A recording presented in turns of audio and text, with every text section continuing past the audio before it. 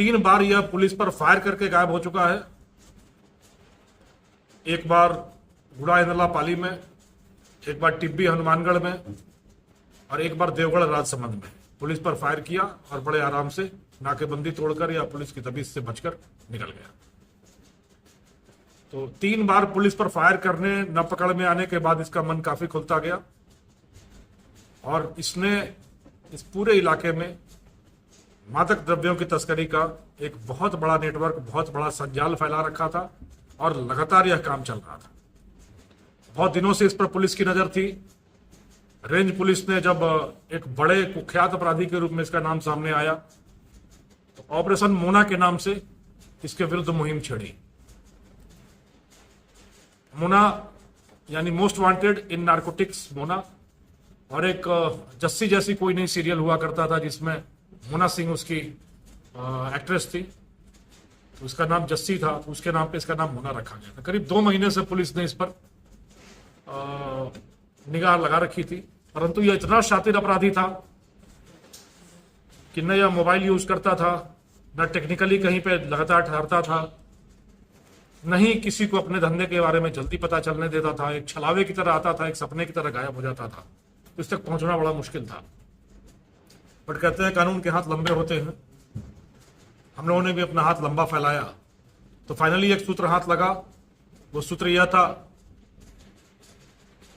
इसकी पत्नी ने किसी व्यक्ति को कहा कि बेटा, मेरा बेटा खाना नहीं खाता, अपने पिता के हाथ से ही खाता है।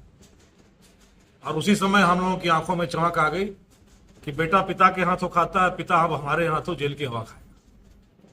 यह सूत्र था जहां से हमने शुरू किया। और इसकी पत्नी जहां पे रहती है वहां पर किराएदार बनकर हमारे 2 व्यक्ति रहे। लगातार इसके परिवार पर निगरानी रखी तो एक पैटर्न सामने आया कि हर कुछ दिनों पर शाम में, रात में पत्नी निकलती है, किसी जगह पे जाती है और फोन ऑफ रखती है। धीरे धीरे हमने पीछा किया तो एक जगह पता चली कि वो वहां पर जाती है और वहां पर लग्जरी गाड़ी होती है, वो जाती है, रुकती है, समय बिताती है और फिर वापस आती है, फिर फोन करती है। इस सूत्र के आधार पर हमने लगातार इस अपने संजाल को बढ़ाया। बढ़ाने के बाद कल रात्रि भी ऐसा ही हुआ, पर इस बार हमारी पूरी टीम सतर्क थी। 3 बार पुलिस पर फायरिंग कर चुका था और काफी दुर्दांत अपराधी था, तो उसके हिसाब से हमारे सारे commando, Cycloner team, tornado team, strong team, bullet proof jacket, helmet, अत्याधुनिक हथियारों के साथ आई। एक बाड़ा था जो संदिग्ध था, उस बाड़े को हमने घेर लिया।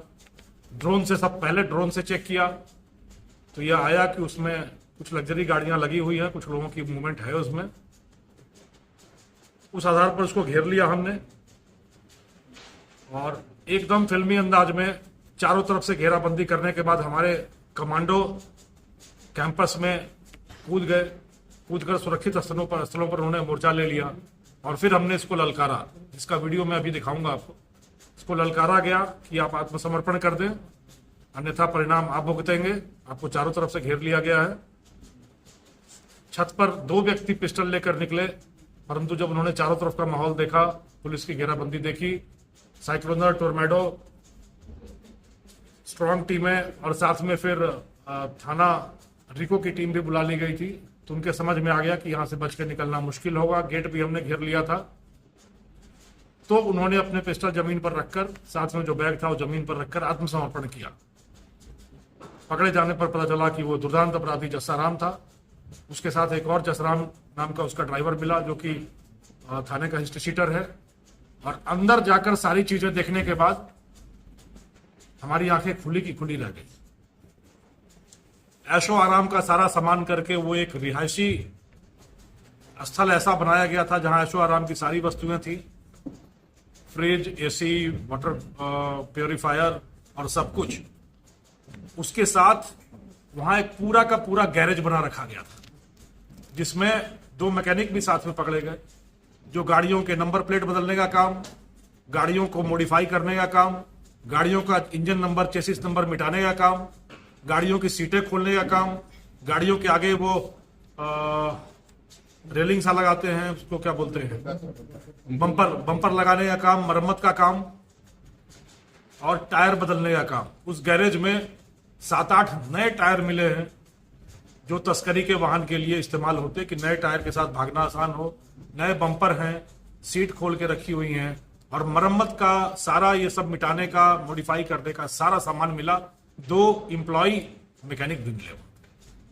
इनके कब्जे से 2 पिस्टल, 63 कारतूस इनके कब्जे से बरामद हुए। पुलिस की सूचना मिलते ही, टीमों के आने की सूचना मिलते ही इन्होंने 6 मोबाइल जला दिए वहां पे। जो जले हुए 6 मोबाइल मिले हैं, 6 सही हालत में मोबाइल मिले हैं, 2 डोंगल मिले हैं जिसका इस्तेमाल इंटरनेट यूज करने के लिए होता था।